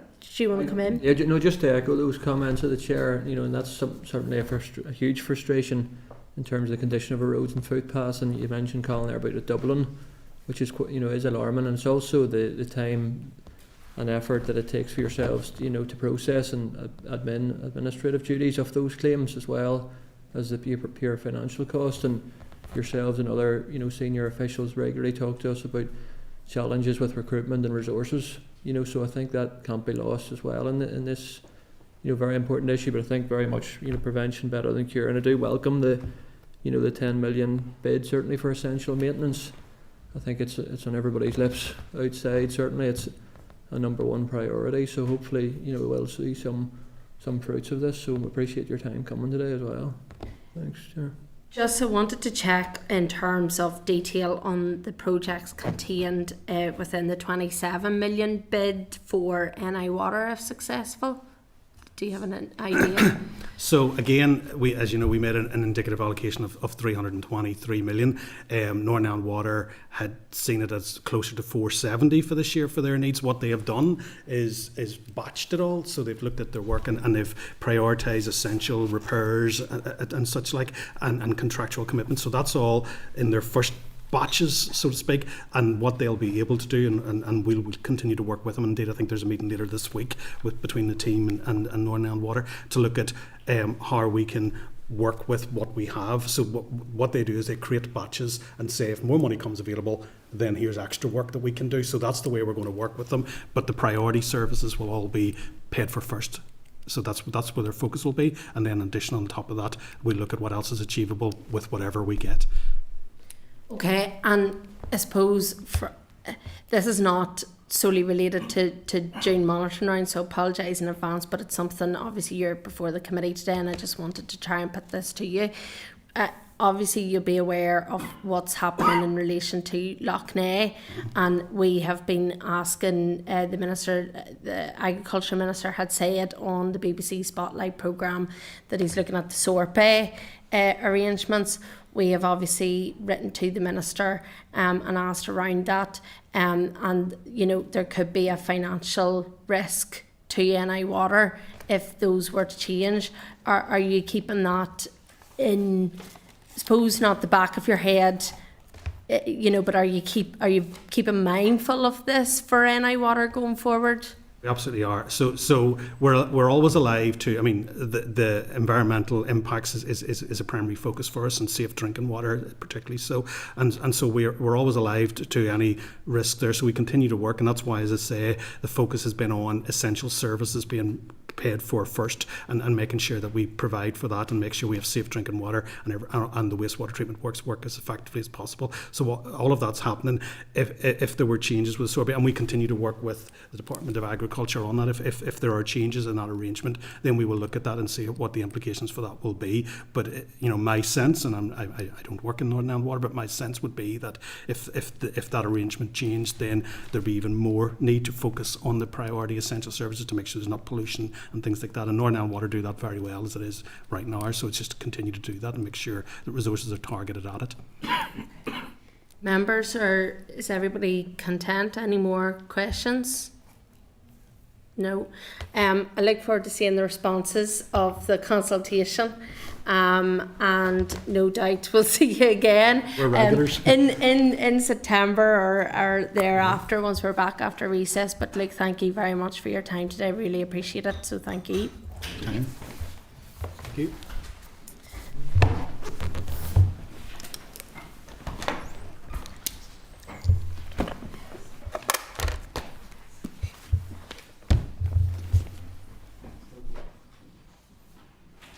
Okay.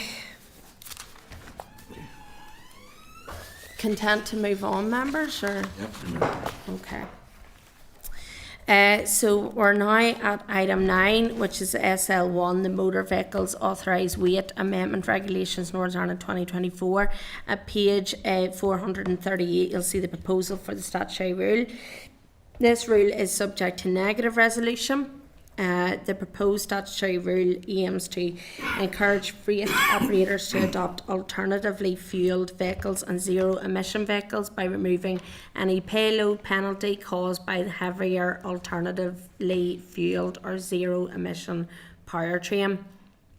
Powertrains consist of everything in a vehicle that delivers power, including the engine, energy, fuel store and transmission system. Powertrains differ from alternatively fuelled vehicles and zero-emission vehicles compared to conventional engines, and although they reduce pollution, they generate extra weight. Zero emission vehicles in 5 categories will have their weight limit increased by 2 tonnes, while certain categories of alternative fuelled vehicles will have an extra 1 tonne allowance.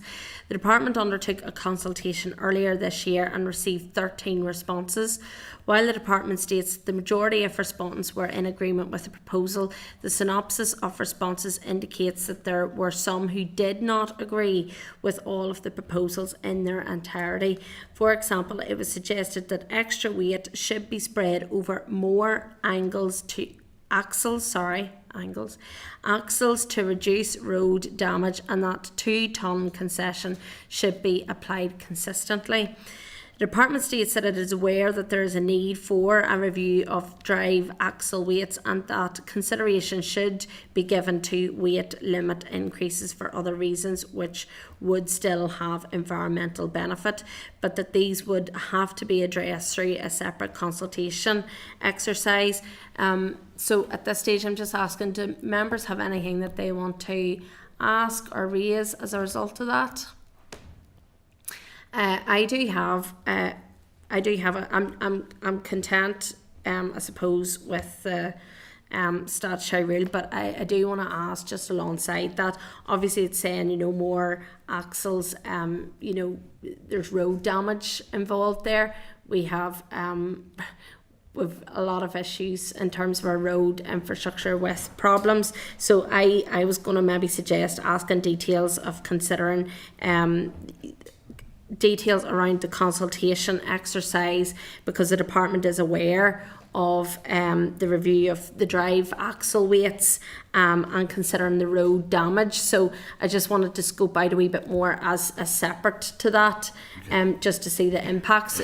Members be content with that. Yep. Great.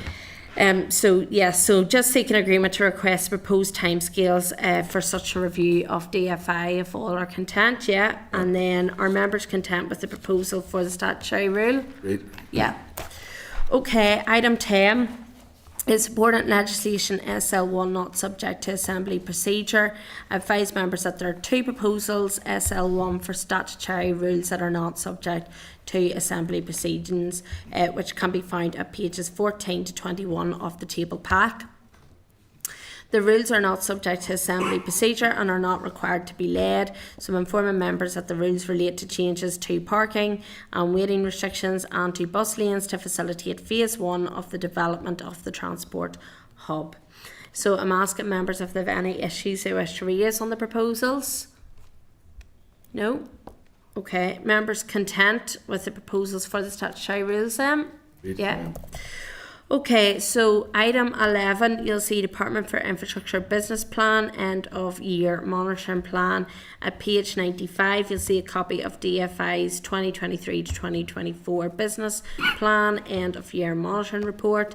I inform members that each year departments develop a business plan setting out their key priorities and targets for the year. You'll see RAG reporting, red, amber and green, is typically used to provide an overview of progress made against each of the priorities, and it would be useful for the committee to receive periodic updates from the department to assess its performance against its objectives. So I'm seeking agreement to schedule oral evidence on the department's business plan in the forward work programme to include a review of the end of year performance for 2023-2024 and also the department's business plan for 2024-25, which is expected to be finalised once the EQIA consultation on the budget has concluded. So happy? Yeah. So I'm asking members just to note the correspondence in the meantime, and unless any further information or clarification is required. So I think we're all content. Yeah. Okay, and then you will see item 12 is the strategic plan draft paper. At page 105 is the clerk's memo, and at page 107 is the draft strategic plan 2024 and informing members that following on from the strategic planning meeting on the 17th of April, committee staff have prepared a very comprehensive, I think you'll find, draft of the key issues highlighted by members. So members are asked to consider whether the issues contained within it reflect on the matters that the committee wishes to prioritise during this mandate, and I would encourage members to liaise with the clerk should they have any comments or if there are any issues that they wish to raise. Over the summer recess, the committee staff will be developing our operational plans to underpin the issues identified as a means of guide to the committee's work and monitor and track the outputs. It is proposed that the committee will give further consideration to the strategic plan and the draft operational plans after the summer recess. I mean, I looked at it and I thought the document was very, very well put together and fabulous. So I think we'll just put our thanks to the committee staff for the work that they've already done on that, which is really, really helpful and really clearly sets out our priorities going forward. So A-star, Chair, there's an A-star going out. A-star, absolutely. Pass on to Jim. I'll pass it on to Jim as well. Thank you. So I'm asking members to note the draft plan. Note. Yeah. And just if you have any questions or anything that you want to raise, if you look at it again, please pass it on to the staff for over the summer. So item 13 is our forward work programme. At page 146 you'll see the draft forward work programme. It's hard to believe that we're looking into September, October time already, but that's life. I'm advising members that the outline draft forward work programme has been developed by committee staff for the first few weeks in September. It's proposed that the committee will hear oral evidence from the Inclusive Mobility Transport Advisory Committee and the Motorcycle Action Group at its first meeting after the recess. Subsequent meetings will include oral evidence on electric vehicles and electric vehicles task force, and an evidence session has also been provisionally scheduled with the Minister to provide an update to the committee at the end of September, and I'm sure the Minister is really looking forward to coming back to the committee again. So I'm seeking agreement to proceed with the evidence sessions as set out in the draft forward work programme. Agreed. Okay, and then any other business, I'm just advising members that it is standard practice to delegate authority to the chairperson and deputy chairperson during periods of recess to submit views on releasing or withholding of information in any non-routine or contentious freedom of information requests that are received.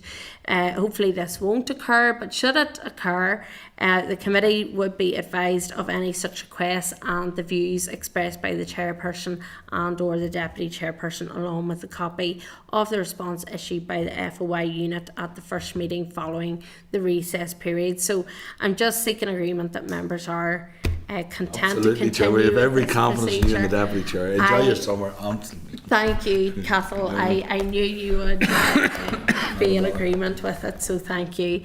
And I'm asking any members if they have any other business that they wish to raise. Speak now or forever hold your peace. Okay. Thank you, members. We've had a really good run in terms of the Infrastructure Committee. I really appreciate the constructive nature. Hopefully that will continue after recess. I want to wish you well over the summer, and we'll see you back here in September. So the date, time and place of the next meeting is 10 a.m. on Wednesday the 11th of September in room 29 Parliament Building. So thank you everybody, and all the best. See you. Thank you, Chair. Thank you, Chair. Thank you. Committee Room 29. Sound.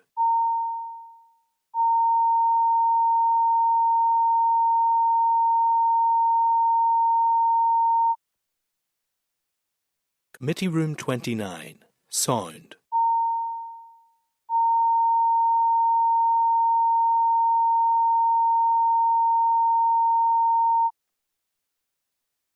Committee Room 29. Sound.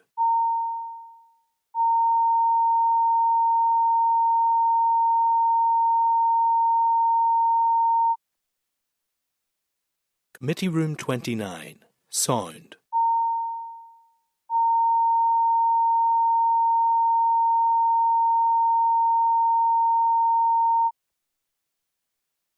Committee Room 29, sound.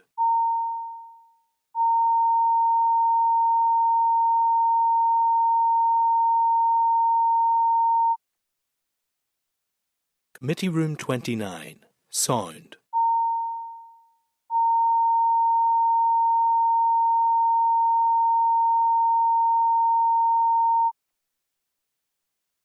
Committee Room 29, sound.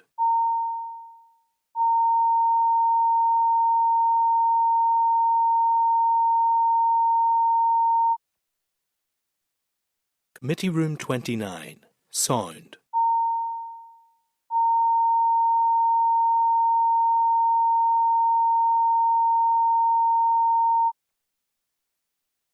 Committee Room 29, sound.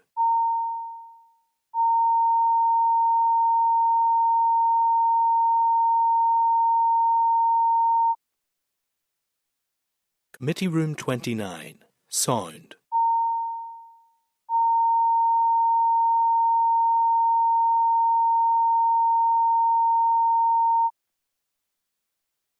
Committee Room 29, sound.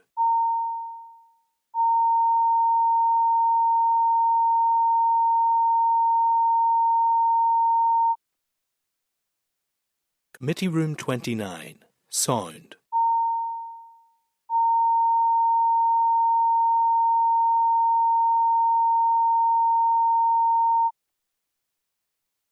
Committee Room 29, sound.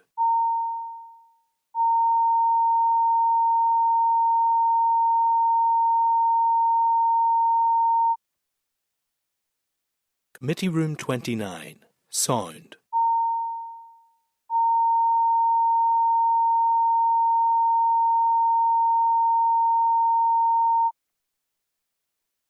Committee Room 29, sound.